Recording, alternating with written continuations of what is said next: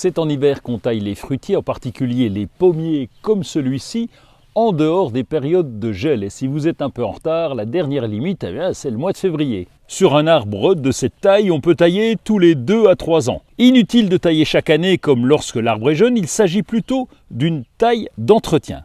La première chose à faire est de retirer les gourmands au pied et le long de l'arbre. Ensuite, on va aérer le cœur de l'arbre pour que le soleil puisse pénétrer en plein cœur de notre pommier, éviter ainsi les maladies, enfin les limiter surtout. Lorsque vous avez décidé de tailler, il faut des outils qui coupent bien, des outils de qualité. Il vous faut un escabeau. On doit toujours être à la hauteur de la branche qu'on va couper, jamais en dessous.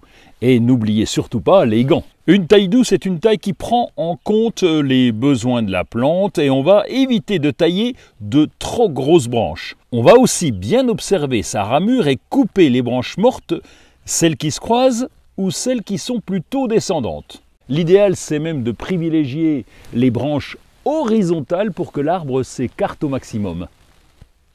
On peut toujours être inquiet avant de tailler un pommier, mais rassurez-vous, un pommier qui est capable de donner des fruits sur tous les rameaux, quel que soit leur âge. D'une manière générale, on va essayer de raccourcir les branches. Plus les branches sont courtes sur les branches maîtresses et plus il y aura un apport de sève et donc des fruits. Pendant que vous y êtes, vous pouvez aussi profiter de ce nettoyage pour brosser le tronc et enlever un peu des lichens et des mousses qui seraient sur les branches. On peut ajouter aussi un engrais arbre. Alors là, on l'ajoute à l'aplomb des branches.